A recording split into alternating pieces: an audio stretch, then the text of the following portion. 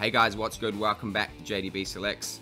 I sound like a bit of a broken record, but how bloody good was the football again last weekend? So many close games, golden point games, even a draw in the Manly Newcastle game. The game is in such a good place right now. It does make it super hard to tip, but it does make the game super enjoyable to watch, so I would take that any day of the week. Like, just look at the ladder. You've got the Broncos holding down top spot, the mighty Vodafone Warriors in second, Manly top 4, Dolphins and Dogs top 8. Like, it is so good for the game. Hope you've been enjoying it. I certainly have been. Let's have a look back at how we did last week. And the answer to that is not flash. We only managed to tip 4 out of 8 games last week. The Rabbitohs dominated the Storm in every key stat except the scoreboard. The injury toll was too much for the Dolphins to overcome against the Dragons. The Warriors pulled off one of the club's greatest comebacks in history, coming back from 20-0 down against Cronulla.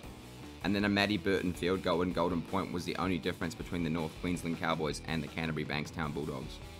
Another tough round for tipsters, but we're back at it again this week. If you are still keen to join, we do have our subscribers tipping comp running this year. All the details to join are shown on screen, so get involved if you are keen. And big shout out too to Rick21T, who is still atop the JDB Selects tipping comp ladder after 5 rounds. And even bigger shout out too to LFG Warriors, who is the first person to successfully tip all 8 games this season. Great name, mate. You obviously tipped the Wars, so I respect that. Good luck to everyone again this week. Hopefully it's an easier round to tip. So without any further ado, let's get stuck into my round 6, my Easter round tips of the 2023 NRL season. So kicking things off on Thursday, we have the 6th placed Melbourne Storm taking on the 3rd placed Sydney Roosters at Amy Park in Melbourne. The Storm managed to see off a resurgent South Sydney side. It was a high quality game with both sides completing well over 80%, but thanks to some stoic defence, Melbourne were able to edge the 2 points, with magic try savers late from Harry Grant and Nick Meaney. Melbourne were behind South Sydney in pretty much every key stat except the scoreline, and will no doubt be boosted by the return of Jahrome Hughes, who is back this week following a 2-game suspension. And as for the Roosters, they managed to get the 2 points as well, beating the Parramatta Eels 28 points to 20. I don't think the 28 to 20 point scoreline really shows how dominant the Roosters were over Parramatta. Parramatta managed to score 2 late tries through Bailey Simonson and Micah Sivo in the last 4 minutes to bridge the gap to just 8 points. However, it was all Roosters, especially in the first half, going to the break 16 points to 2. However, the win will be overshadowed by the loss of captain James Tedesco, who suffered a head knock from Bailey Simonson and will now be forced to serve the mandatory 11-day stand-down concussion protocol. Now, looking at the two sides head-to-head, Melbourne have won 5 of the past 6, as well as 6 of the past 8. The Storm have also won 6 of the past 9 games against the Roosters in Melbourne. As always, the Thursday games are tough to tip, but I do like the Storm here. The return of Jahrome Hughes is a massive in for Melbourne, and the loss of James Tedesco for the Roosters is a massive out. So I am going to take Melbourne here by 1 to 12 points. The first of the 2 Friday fixtures has the 8th placed Canterbury Bankstown Bulldogs taking on the 13th placed South Sydney Rabbitohs at Accor Stadium in Sydney. The Bulldogs pulled off a gutsy comeback win against the North Queensland Cowboys last week, with Matty Burton slotting a clutch field goal in Golden Point to secure a 15 to 14 point win. The Dogs had to fight through so much adversity in that game, with injuries to Faitala Mariner, Pele, Preston and Max King, as well as playing 10 minutes with Jaden Ockenbaugh in the bin. It was a hard to watch, low scoring game, but the Dogs hung in there, and both Valentine Holmes and Matty Burton had chances to seal it for their side, missing a penalty and a conversion to send the game into Golden Point, and then up stepped Matty Burton with an amazing chip and chase for Josh Adokar, which ultimately got them in position for a field goal shot with 7 seconds on the clock, and he iced it. As for South Sydney, it is troubling times for them. They lost to the Storm 10 points to 18, despite dominating them in every key stat. The Bunnies had 52 tackle breaks to Melbourne's 24, however were only able to cross the line twice. Trail Mitt went missing late, and Lachlan Ilias was unable to control the game and help Souths get across the line. Looking at the casualty ward for both sides, the Bulldogs are obviously the walking wounded at the minute. It will be interesting to see how all of their players pull up after last week's game. South Sydney will be without Alex Johnson after he sustained a head knock late in the game, and are not expecting Tavita Totola back for a few more rounds. Looking at the two sides head-to-head, the Bunnies have won 9 of the past 11 against the Dogs. The Bunnies have also won 9 of the last 11 games against the Dogs at Accor. Because of that, I am going to take South Sydney here 13 plus. I think the Dogs would have obviously gained a lot of confidence from last week's win. However, South Sydney are just that side with so much strike that you can never count them out, and if they can clean up their attack and start putting points on the board, they should be far too strong for the Dogs, who have looked a little bit lost in attack. And the final game on Friday is a Queensland derby between the 14th place North Queensland Cowboys and the 7th place Dolphins at Queensland Country Bank Stadium in Townsville. The Cowboys were beaten by the Bulldogs in Golden Point thanks to a Matty Burton field goal. The Cowboys had every chance to win that match. They conceded late, as well as Valentine Holmes missing a penalty kick which would have secured his side the 2 points. It wasn't the best game to watch, with both sides struggling to score points, although Dearden and Chester have been shining lights for North Queensland. The Cowboys did lose Lukey and McLean after both suffered hamstring injuries in their side's loss on Sunday night. There is some good news for North Queensland fans though, as Scott Drinkwater is back in action this week after serving his suspension. Ruben Cotter is a potential to make a comeback this week as well. However, they will still be without Jeremiah Nanai, who isn't back until round 7. As for the Dolphins, they were thumped by the Dragons 38 points to 12. Wayne Bennett has been dealt another cruel injury blow, with Anthony Milford suffering a torn hamstring early in the match, which now leaves the Dolphins without 2 key playmakers. This is where it gets interesting for the Dolphins, as they are now dealing with a handful of injuries and their depth will be tested. I did expect the Dolphins to show more fight and resilience against the Dragons, especially with it being Jesse Bromwich's 300th game. However, injuries are now mounting up for the Dolphins. Obviously no formal stats to go off, as this is the first time these two sides have met, but I do like the North Queensland Cowboys in this one. I think the injuries will be too much for the Dolphins to handle, as well as the home game advantage up in Townsville, and the return of Scott Drinkwater should see the Cowboys home here by 1 to 12 points.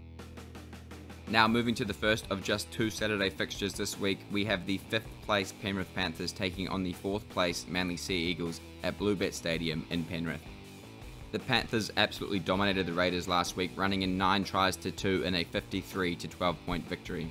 The Panthers completely outplayed the Raiders with a whopping 59% of possession, an 80% completion rate, and 51 tackle breaks to 20. And how good was it to see Jaden Salmon go over late and mouth weak gutted dog to both Ricky Stewart and Raiders fans. Panthers prop James Fisher-Harris has suffered a suspected MCL injury, so his return is unknown at this stage.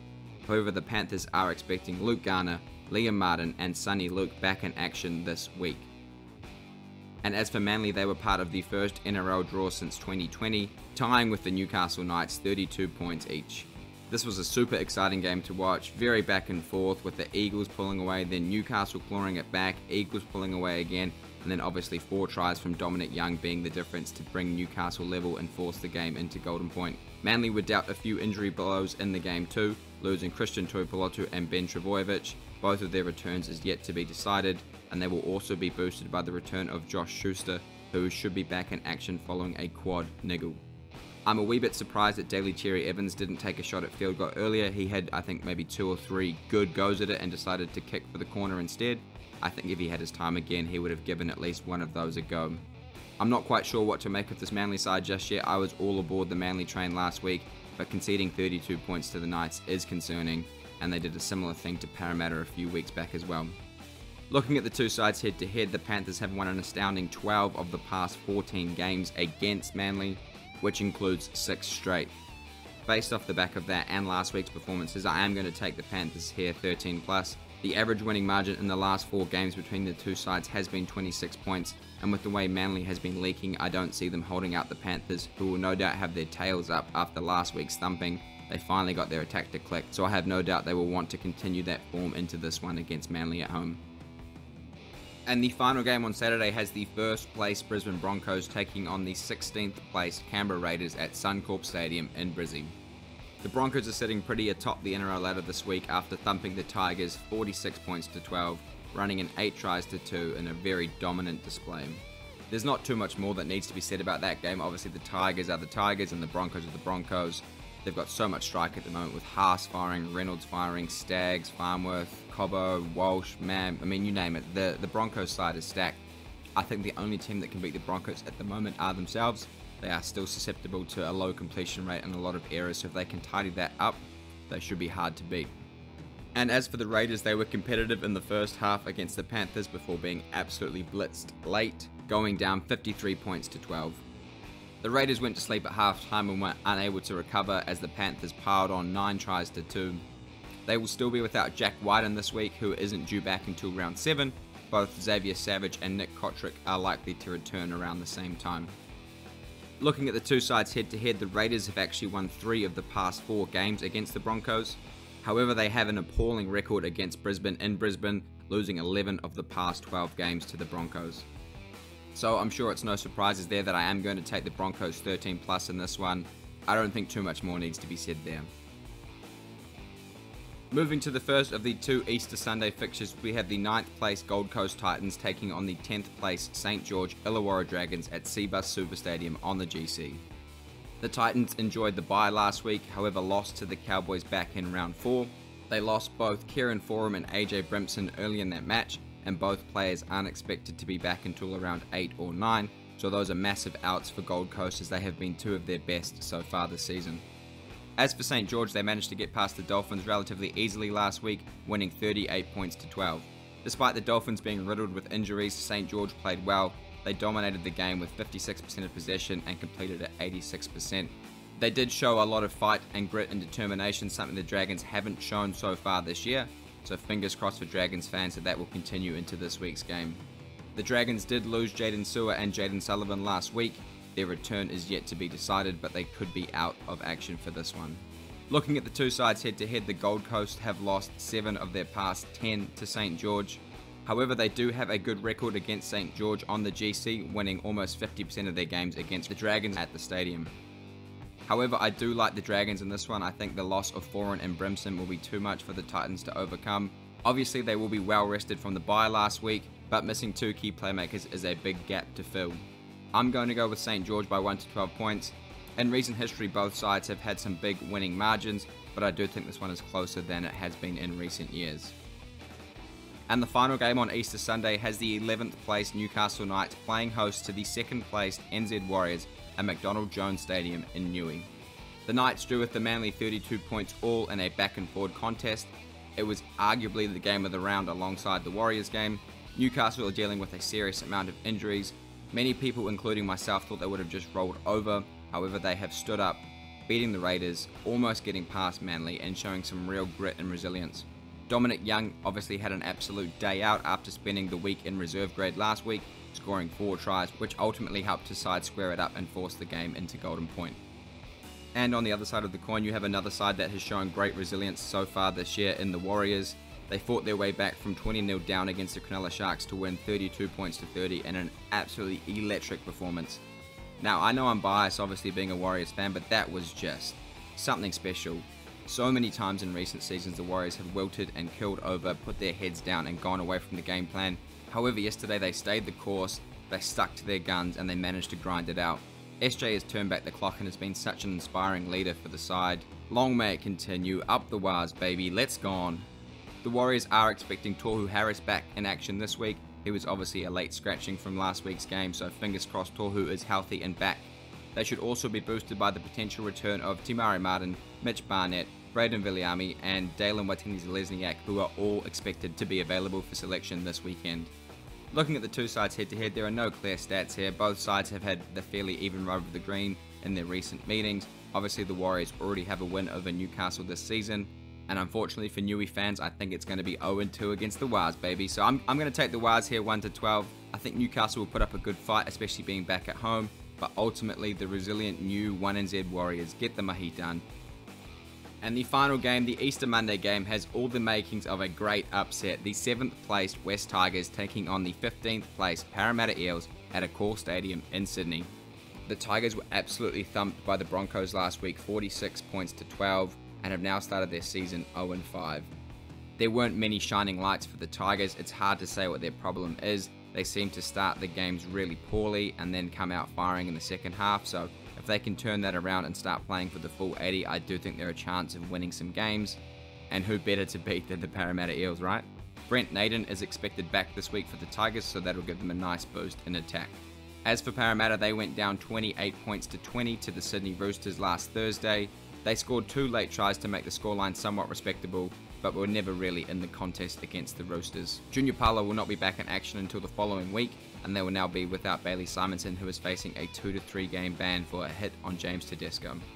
However, Sean Lane is expected to be available for selection this week, so that should no doubt give Parramatta a big boost over there on the left edge.